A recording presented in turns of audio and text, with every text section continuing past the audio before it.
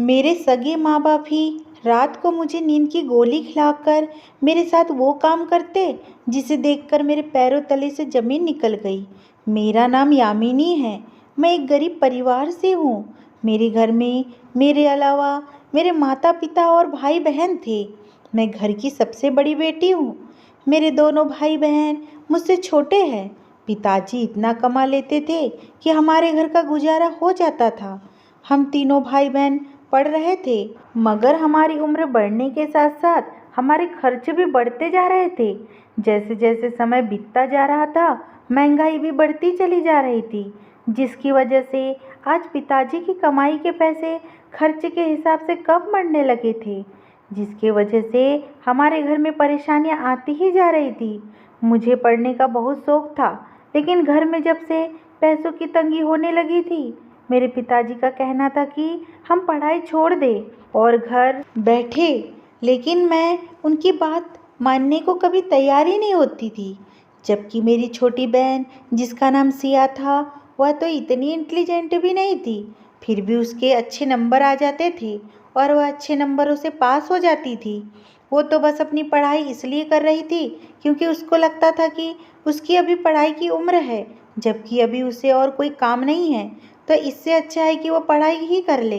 लेकिन घर में परेशानी देखते हुए उसने सबसे पहले अपना कॉलेज जाना बंद कर दिया था, जिसकी वजह से मेरे माँ बाप ने उसे बहुत सराहा था कि उनकी बेटी को उनकी हालत का अच्छे से पता है, जिसकी वजह से वो बिना जिद की अपनी पढ़ाई को आसानी से छोड़ बैठी है। मुझे पता था मेरे माँ बाप यह बातें सिर्फ मुझे सुनाने के लिए ही कह रहे थे, लेकिन मैं ऐसी बातें एक कान से सुनकर दूसरे कान से निकाल दिया करती थी।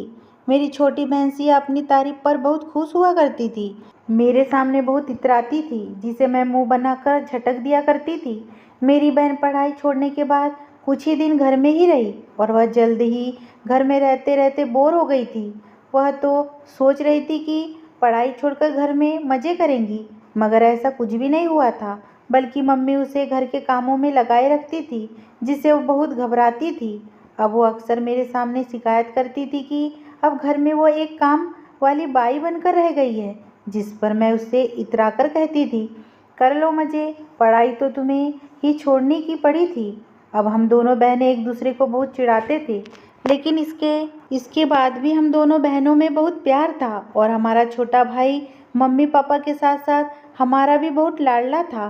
मेरी बहन दिल की बहुत अच्छी थी। उसने पापा को परेशानी में देखते हुए जल्दी से ही अपनी पढ़ाई छोड़ दी, लेकिन जब उसने देखा कि पापा की परेशानी इसी तरह बरकरार है, तो वह उसका हल ढूंढने लगी। उसे कोई और काम तो आता नहीं था, इसलिए उसने किसी स्कूल में टीचर की नौकरी तलाश करना शुरू कर दिया, जिस पर मैंने उससे कहा कि तुम्हारी पढ़ाई छोड़ने का क्या फ़ायदा हुआ, तुम दोबारा से उसी रूटीन पर आ जाऊंगी। सुबह जल्दी उठना, स्कूल जाना, दोपहर को थके हारे वापस आना।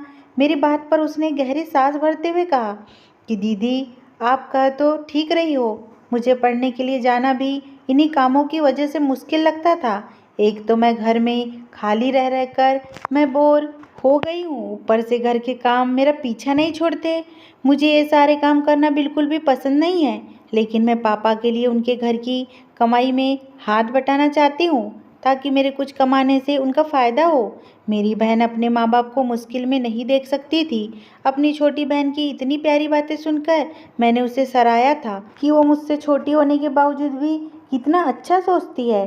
लेकिन ये सब तो सिर्फ कुछ ही पलों के लिए था। उसके बाद फिर से हम एक दूसरे के ऊपर कमेंट पास करने लगे और एक दूसरे को छेड़ने में मगन हो गए थे। जिस जगह मेरा घर था, उस जगह मोहल्ले के साथ एक नई कॉलोनी बन रही थी, और जो नए नए घर बन रहे थे वह बहुत बड़े बड़े और खूबसूरत थे, जिनको देखते ही आंखों में खुद ब खुद उनको पाने की हसरत जाग जाती थी। देखते ही देखते वहाँ कुछ दिनों में ही नए घरों की तादाद बढ़ने लगी। हम सभी की नज़रें उन घरों और उन घरों में रहने वाले लोगों पर रहती थी। उस कॉलोनी में बहुत अच्छी क्वालिटी का काम हो रहा था। वहाँ एक अस्पताल और एक प्राइवेट स्कूल भी बन रहा था। मेरी बहन यही काम करने का सोच रही थी। वो इंटरव्यू देकर आ गई थी। अब बस उसे अपने बुलावे का इंतज़ार था। उसकी पढ़ाई देखने के बावजूद स्कूल वालों ने उसे काफ़ी अच्छी सैलरी देने की ऑफ़र की थी, जिस पर मेरी बहन बहुत खुश हुई थी। उसके खुश होने पर पहले तो मैं उसको चिढ़ाने लगी कि स्कूल वाले पागल हो गए हैं क्या, जो काबिलियत देखे बगैर ही इतनी अच्छी सैलरी ऑफर कर रहे हैं। मगर फिर मैं उसके चमकते चेहरे को देखकर चुप हो गई और उसे मुबारकबाद देने लगी। मम्मी पापा एक बार फिर मेरी छोटी बहन से ज़्यादा खुश हो गए थे। उसकी बहुत ज़्यादा तारीफ भी करने लगे, जिस पर वह चिढ़ते हुए मुझसे कहती कि देखो मेरे घर में कितनी वैल्यू है, सब लोग मेरी कितनी तारीफ करते हैं और मैं बस उसको आंखें दिखाते रह जाती। इसी तरह लड़ते झगड़ते मेरी छोटी बहन, जो मुझे कुछ गैर जिम्मेदार सी लगती थी, आज वो अपनी टीचर की सीट को बहुत अच्छे तरीके से संभाल रही थी। हर कोई उसकी तारीफ करता था।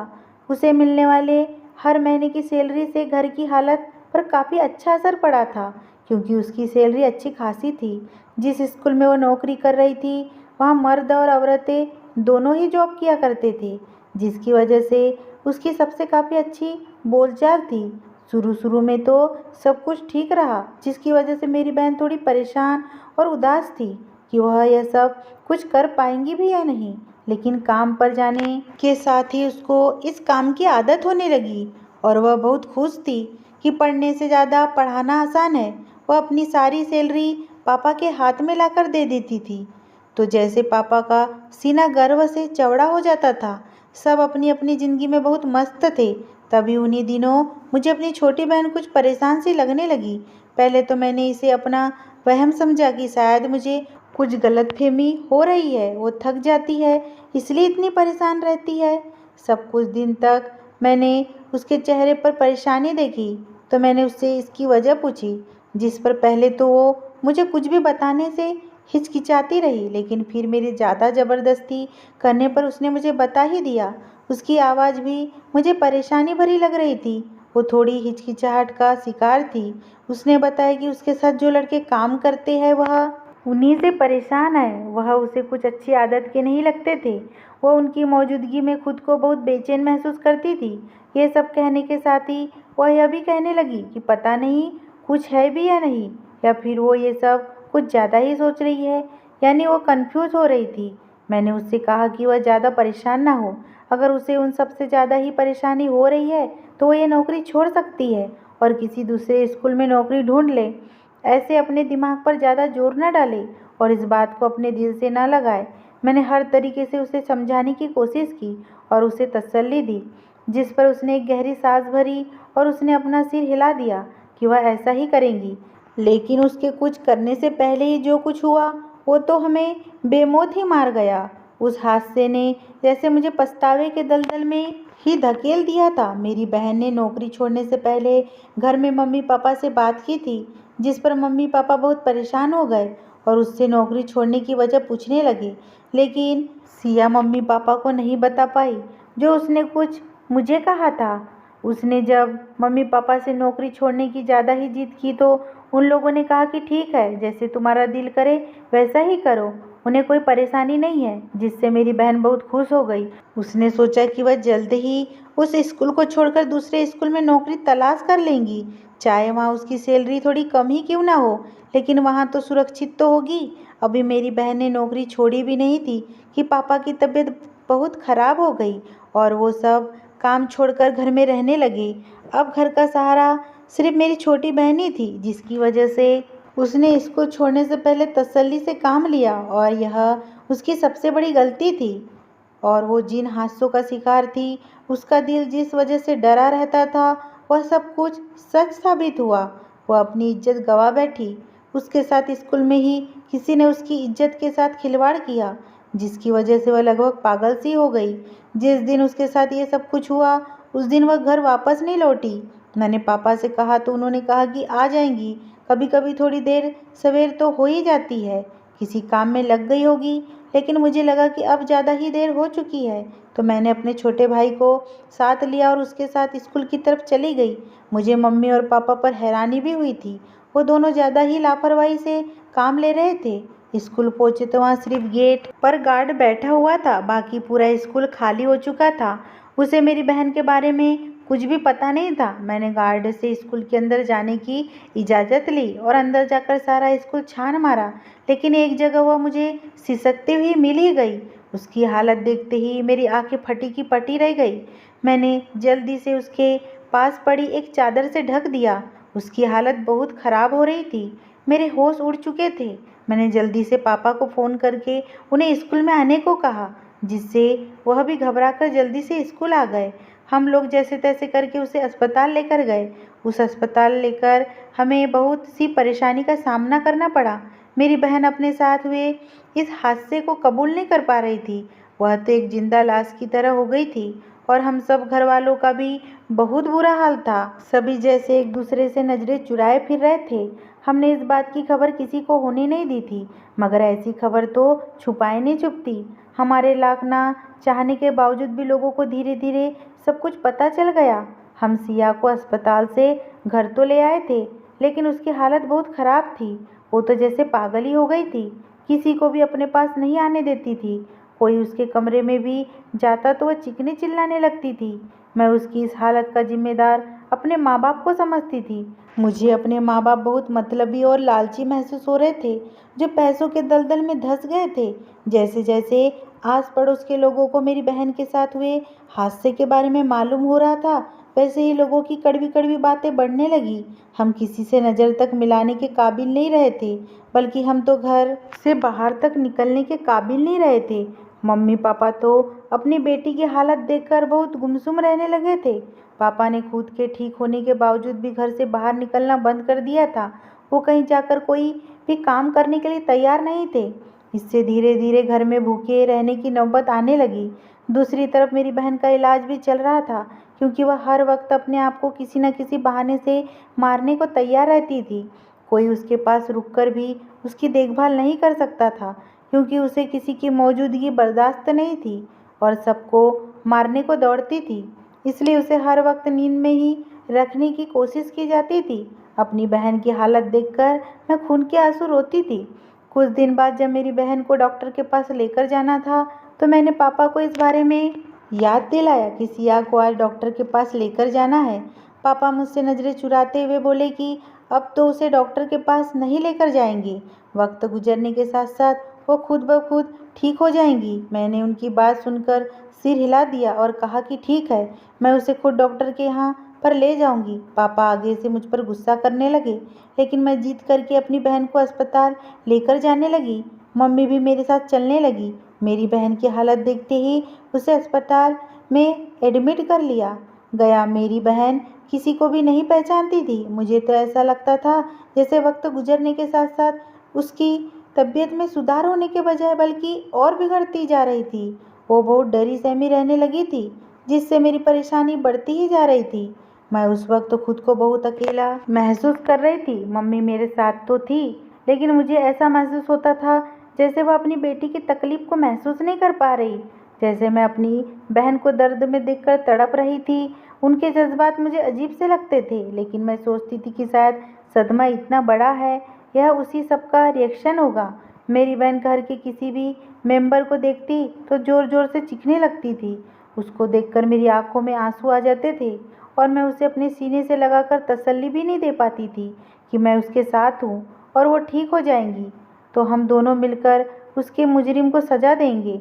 एक दिन अस्पताल के डॉक्टर ने मुझे अकेले में अपने केबिन में बुलाया और कहा कि तुम अगर अपनी बहन को बचाना चाहती हो तो इसे कहीं दूर ले जाओ, ताकि किसी की भी इस पर नज़र ना पड़े। इसे अपने घर वालों से दूर रखो, वरना एक दिन ये मर जाएंगी। मैं डॉक्टर की बातें सुनकर हैरान और परेशान सी हो गई कि वह ये सब कुछ क्या कह रहे हैं। फिर मैंने ये सोचकर अपने दिल को तसल्ली दी कि शायद डॉक्टर मेरे माँ बाप के व्यवहार को देखकर ये सब कह रहे होंगे। हम ज़्यादा दिन हॉस्पिटल में भी नहीं रुक सकते थे, लेकिन हॉस्पिटल की छुट्टी होने से पहले मम्मी ने मुझसे कहा कि अब वो इस तरह से उसे घर से ले जाने के लिए तैयार नहीं। मम्मी ने मुझसे कहा कि अब वो थक चुकी है, सबको ये बताते बताते कि उनकी बेटी अब मर गई है। अब वो और ज़्यादा लोगों की बातें बर्दाश्त नहीं कर सकती। मम्मी की इस बात से मेरा दिल तो बहुत दुखी था, लेकिन मैं भी इस मामले को दबा देना चाहती थी। लेकिन दिल पर पत्थर रखकर मैंने मम्मी की बात मान ली। उसके बाद हमने सोचा था कि रात को हम सिया को घर ले जाएंगे, और हमने वही किया। अपने प्लान के मुताबिक हम रात के अंधेरे में सिया को घर ले गए, जिससे किसी को कुछ पता ना चले। और घर में जब भूखे रहने की नौबत आ गई और पापा ने इस तरफ बिल्कुल भी ध्यान नहीं दिया, तो मैंने कहा कि मैं कोई काम कर लेती हूँ, जिसकी वजह से पापा ने मुझे सख्ती से मना कर दिया और दूसरे ही दिन खुद काम पर जाने लगे। और दूसरी तरफ मेरी बहन को कमरे में बंद कर दिया गया था और कोई भी उसके पास नहीं जाता था। मुझे लगता था कि हमने तो झूठी खबर लोगों को दी है, एक दिन वह सच साबित हो जाएंगी, क्योंकि सिया की हालत कुछ ऐसी हो गई थी। मुझे अपने घर के माहौल से बहुत डर लगने लगा था। सब कुछ बहुत अजीब सा लगता था। मेरी मम्मी पापा भी मुझे पराये से लगने लगे थे। मैं खुद को बहुत अकेला महसूस करने लगी थी और मुझे लगता कि मैं भी एक दिन धीरे धीरे पागल हो जाऊंगी। घर वालों का व्यवहार मेरे साथ भी बहुत अजीब सा हो गया था। मैं अपनी परवरिश में एक बेचैनी सी महसूस करती थी। मुझे अपने ही माँ बाप से डर लगने लगा था। मुझे ऐसा लगने लगा जैसे मैं किसी बीमारी का शिकार हो गई हूँ। मम्मी पापा से तो कुछ कहने का दिल ही नहीं करता था, क्योंकि मैं उनसे कोई बात नहीं किया करती थी। सभी अपने अपने हिसाब से ज़िंदगी गुजार रहे थे। इसके बावजूद भी मम्मी मुझे सिया के पास नहीं जाने देती थी। बस यही कहती थी कि वो तुम्हें कोई नुकसान ना पहुंचा देंगी। उसे खाना पीना भी मैं ही दिया करती थी। मुझे ऐसा लगता था कि जैसे मेरी बहन का बाहरी दुनिया से ताल्लुक़ ख़त्म हो चुका था। इस बार मैंने किसी के कहे बगैर ही अपनी पढ़ाई छोड़ दी थी और अब मैं अपने इस फैसले से पछता रही थी, क्योंकि घर में मेरा वक्त नहीं गुजरता था। मुझे लगता था कि जैसे मैं डिप्रेशन का शिकार हो रही हूँ। अपनी हालत से घबराते हुए मैंने अपनी मम्मी पापा से बात की कि मैं अब दोबारा अपनी पढ़ाई शुरू करना चाहती हूँ। मेरी बात सुनकर मेरे मम्मी पापा बहुत परेशान हो गए। मैंने उनसे कहा, आप लोग परेशान मत हो, मैं बच्चों को ट्यूशन पढ़ाकर अपना खर्चा निकाल लूँगी। मगर वो मेरी बात मानने को तैयार नहीं थे। मैंने उनको राज़ी करने की हर मुमकिन कोशिश कर ली थी, लेकिन वो मुझे सख्ती से मना कर चुके थे कि मैं आगे पढ़ने का ख्याल अपने दिल और दिमाग से निकाल दूँ। मुझे रह रहकर अपनी हालत पर दुख, गुस्सा और रोना आ रहा था। और हम कितना बेबस है कि हमने साथ हुए इतने बड़े हादसे के बाद भी हम उस मुजरिम को जानते तक नहीं थे।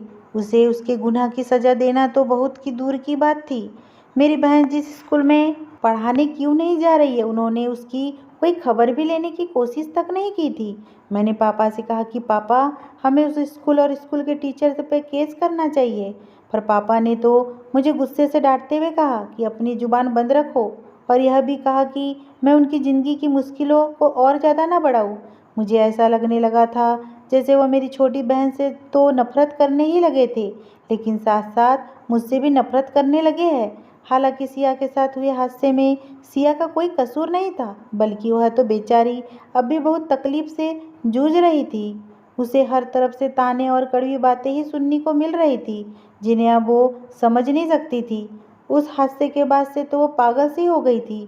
मेरी तबीयत कुछ दिनों से काफ़ी ख़राब रहने लगी थी, जिसकी वजह से मम्मी मेरा सर दबाती रहती थी। मैं खुश हो गई कि उन्हें अभी भी मेरा ख्याल है और उनके दिल में मेरे लिए प्यार अभी भी मौजूद है। मम्मी मेरा सर और पैर दबाती रहती और मैं सुकून से सो जाती। लेकिन जैसे ही मैं दूसरे दिन सुबह उठती तो मुझे मम्मी एक गोली खिला दिया करती थी और यही कहती कि इस गोली को खाने से मेरी तबीयत बिल्कुल ठीक हो जाएगी। ऐसे ही काफ़ी दिन गुजर गए, लेकिन मेरी तबीयत में कोई सुधार नहीं हो रहा था। मेरी तबीयत दिन ब दिन बिगड़ती चली जा रही थी और बस मैं सोती ही रहती थी। अपनी हालत से मैं खुद ही परेशान हो गई थी। वैसे तो मुझे कोई बीमारी नहीं थी, लेकिन इसके बावजूद भी मुझे मेरे बदन में थकावट महसूस होती थी और बस मन करता था कि मैं लेटी रहूं और सोती ही रहूं, जो कि शायद हालात की वजह से भी हो सकता था। मैं अपने आप से बहुत तंग आ गई थी। मैं सब कुछ भूलने लगी थी। मुझे कुछ याद नहीं रहता था कि मैं कब सोती हूँ और कब उठती हूँ, कब क्या करती हूँ। मुझे कुछ समझ नहीं आ रहा था। मैं सारा सारा दिन सोती रहती थी और जब मैं जागती थी तब भी मुझे ऐसा ही लगता था कि जैसे मैं नींद में हूँ। और मैं इस सब से बहुत तंग आ गई थी। मुझे ऐसा लगता था जैसे कुछ बुरा होने वाला है या फिर कुछ बुरा हो गया है, मगर मैं अपनी तबीयत की सुस्ती की वजह से ज़्यादा कुछ सोच नहीं पाती थी। मैं अपने दिमाग पर काफ़ी जोर डालने की कोशिश करती थी, लेकिन फिर भी मैं अपनी कोशिश में नाकाम रहती थी। बस सारा दिन अपने कमरे में पड़े पड़े ही गुजार दिया करती थी। अगर मैं कुछ करने की कोशिश भी किया करती थी तो मम्मी पापा मुझे कुछ करने नहीं देते थे। कहते थे कि तुम अपने कमरे में आराम करो, तुम्हें कुछ करने की कोई ज़रूरत नहीं है, तुम बीमार हो, बस आराम करो। जिससे मेरा दिमाग में कुछ खटकने की कुछ तो गड़बड़ है। जिससे मेरा दिल फटने लगा। मेरे पैरों तले ज़मीन निकल गई। मुझे ऐसा लगा जैसे मैं मरने वाली हूँ। मेरा शरीर डर की वजह से काँप रहा था। मेरे अपने माँ-बाप ने मेरी छोटी बहन को ज़हर देकर मार दिया था और मुझे एक ही घर में रहते हुए इस बारे में पता भी नहीं चला। मैं बिल्कुल अनजान रही। वो मुझे भी इतना बेबस कर देना चाहते थे कि मैं भी बाहरी दुनिया से ताल्लुक़ ख़त्म कर दूँ। मुझे अपने माँ-बाप से ऐसे जुल्म की उम्मीद बिल्कुल भी नहीं थी। आखिर वो अपनी बेटियों के साथ इस कदर जुल्म कैसे कर सकते हैं? उन्होंने मेरी छोटी बहन को क्यों मारा? मुझे ऐसा लग रहा था जैसे ये सब सोच-सोच कर मैं पागल हो जाऊंगी। इस भरी दुनिया में मैं अपने आप को अकेला महसूस कर रही थी। मैं अपने ही घर में खुद को अनजान महसूस कर रही थी। अब मुझे अपनी जान का खतरा था, वो भी किसी और से नहीं बल्कि अपने ही सगे माँ-बाप से। मेरी आंखों से आंसू बहे जा रहे थे। मैंने खुद को अपने कमरे में बंद कर रखा था, मगर जब मुझे लगा कि इस कदर बंद रहने से कोई फ़ायदा नहीं होने वाला, मैंने सोचा कि मुझे इस बारे में अपने माँ-बाप से सवाल ज़रूर करना चाहिए कि आखिर उन्होंने ऐसा क्यों किया। मुझे इस तरह से चुप रहकर और जुर्म नहीं सहना था।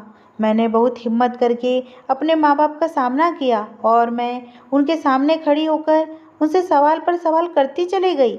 मुझे तो लगा कि वो लोग शर्मिंदा हो गए, बल्कि उन्होंने तो आराम से अपना गुनाह कबूल कर लिया कि वह सच में ये सब कुछ कर चुके हैं। फिर मैंने रोते हुए उन दोनों से इस सब की वजह पूछी। उन्होंने बहुत ही गुस्से में जवाब दिया कि उनकी बेटी के साथ जो कुछ भी हुआ, उससे वो इस दुनिया में किसी को मुँह दिखाने लायक नहीं रहे थे। वो उसकी वजह से घर से बाहर निकलने से डरते थे, इसलिए उन्होंने अपनी आज़ादी के लिए उसको ज़हर देकर मार दिया। वैसे भी उसकी ज़िंदगी एक जिंदा लाश की तरह बन गई थी। उसके बाद उन्हें मुझसे भी खतरा था कि मैं भी सिया की तरह उनको किसी मुश्किल में ना डाल दूँ। इसलिए वह दिन रात मुझे नशे की गोलियां दिया करते थे, जिसकी वजह से मैं सोती रहती थी ताकि मैं उनका काम खराब ना कर दूँ। वो अपनी बेटियों की वजह से सबके सामने नजरें नहीं उठा सकते थे। उनका इरादा अपनी दोनों बेटियों को ख़त्म कर देना था। वो तो बस अपने बेटे के साथ ही ज़िंदगी गुजारना चाहते थे। इससे पहले ही मुझे सब कुछ पता चल गया। मैंने उनसे कहा कि आप कैसे माँ-बाप हैं?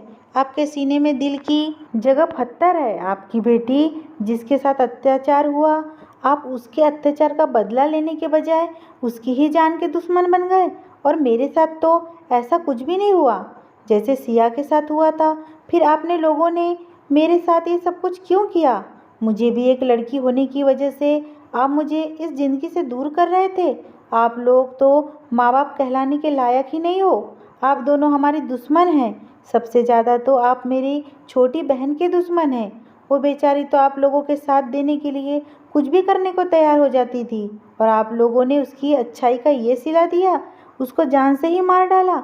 शर्म आनी चाहिए आप लोगों को। उसके मुश्किल वक्त में आप लोगों को उसका साथ देना चाहिए था, ना कि उसको मारना चाहिए था। बहुत सारे रास्ते थे हमारे पास। हम यहाँ से कहीं दूर चले जाते, कहीं किसी दूसरे शहर चले जाते जहाँ पर हमें कोई नहीं जानता हो। वहाँ जाकर रह लेते, वहाँ जाकर एक नई ज़िंदगी शुरू करते, बल्कि उसे भी सब कुछ भुलाकर नई ज़िंदगी की तरफ लेकर आते। वो बेचारी तो नौकरी छोड़ना चाहती थी, मगर फिर आपके लालच ने उसे नौकरी न छोड़ने पर मजबूर कर दिया। पापा, आपने अपनी बीमारी का बहाना बनाया और अब अपने आप को मजलूम समझकर उसे ख़त्म कर दिया। अब मैं आप लोगों के साथ नहीं रहना चाहती। मैं आप लोगों को अच्छे से पहचान गई हूँ। मैं यहाँ से जाकर किसी हॉस्टल में रह लूँगी और कुछ बनकर अपनी बहन के मुजरिमों को सज़ा दिलाऊंगी। मेरी बात सुनकर मेरे माँ बाप घबरा गए और मुझे पकड़कर कमरे में बंद करने की कोशिश करने लगे, लेकिन मैं उन लोगों की पकड़ से छूटकर घर से भाग गई। उन लोगों के घर से ही क्या, मैं तो उन लोगों की ज़िंदगी से ही भाग चुकी थी। मुझे एक दिन वापस आना था, क्योंकि मुझे कुछ बनना था और उन लोगों की सच्चाई सबके सामने लानी थी और अपनी बहन के मुजरिमों को भी सज़ा दिलवानी थी। अगर मेरे माँ बाप अपनी इज्जत के खातिर अपनी सगी बेटी को मार सकते हैं, तो मैं भी उन्हीं की बेटी थी। मैं खुद को मजबूत करके रात के अंधेरे में अपने लिए रोशनी तलाश करने निकल पड़ी थी। मैं शायद ऐसा ना करती और उन लोगों पर तरस खा लेती अगर उन लोगों के चेहरे पर मुझे थोड़ी सी भी शर्मिंदगी दिख जाती। लेकिन वो लोग तो इतने बेगैरत थे कि मेरे इतना सब कुछ कहने पर भी उन लोगों पर कुछ भी असर नहीं हुआ। वो लोग अपने किए पर डटे पड़े थे। उन लोगों के चेहरे पर अपने किए का कोई पछतावा नहीं था। मैंने सोचा था कि अगर वो लोग अपनी गलती की माफ़ी मांग लेंगे तो मैं उन्हें माफ़ कर दूंगी, लेकिन उनके इतना बेरहम होने पर मुझे यह कदम उठाना पड़ा था। मैं अपने माँ बाप को दुनिया के सामने जलील तो नहीं करना चाहती थी, लेकिन जो कुछ उन्होंने मेरी बहन के साथ किया था उसके लिए शायद उन्हें सज़ा दिलवाना बहुत ज़रूरी था। यह सब सोचते हुए मेरे घर से निकली, लेकिन अब मेरे पास रुकने का कोई भी आश्रय नहीं था। तभी मुझे याद आया कि मेरी एक दोस्त थी जो मेरे साथ स्कूल में पढ़ा करती थी। उसका नाम निशी था। मैंने उसे फ़ोन मिलाया। मुझे सिर्फ इतना पता था कि वह एक जर्नलिस्ट का कोर्स करना चाहती थी, लेकिन यह काफ़ी पहले की बात थी। हालांकि मेरे पास उसका नंबर था। 2 बार बेल बजी और उसने फ़ोन उठा लिया। मैंने उससे बात की तो पहली ही बार में वो मुझे पहचान गई। मैंने उससे उसका पता पूछा और उसे अपनी सारी परेशानी बताई, और उसने फ़ौरन मुझे अपने घर पर बुलाया। वो जहाँ पर जॉब करती थी उस ऑफिस के पास ही उसने एक कमरा ले रखा था। वो वहाँ पर अकेली ही रहती थी। मैं वहाँ पहुँची। उसने पहले मुझे खाना खिलाया। मैंने उसे अपने साथ हुई सारी वारदात बताई और यह भी बताया कि मेरी बहन के साथ क्या क्या जुल्म और ज्यादती की गई।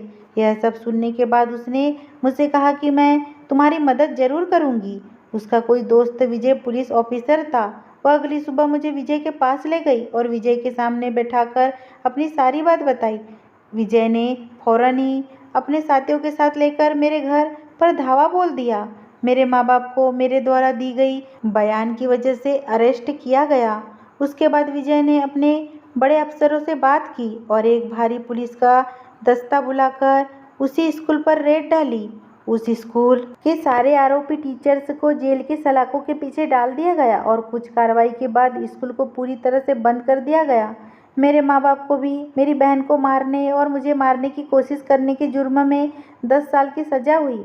हालांकि अब इस बात को हुए काफ़ी वक्त गुजर चुका है, लेकिन जो कुछ भी मेरे साथ घटा मैं उससे पूरी तरह से नहीं निकल पाई हूँ और कोशिश कर रही हूँ कि अपनी ज़िंदगी में आगे बढ़कर कुछ अच्छा करने की।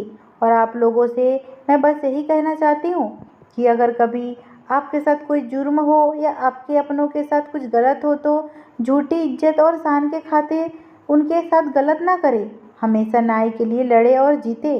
अगर ये स्टोरी पसंद आई हो दोस्तों तो प्लीज़ मेरे चैनल को सब्सक्राइब करना ना भूलें।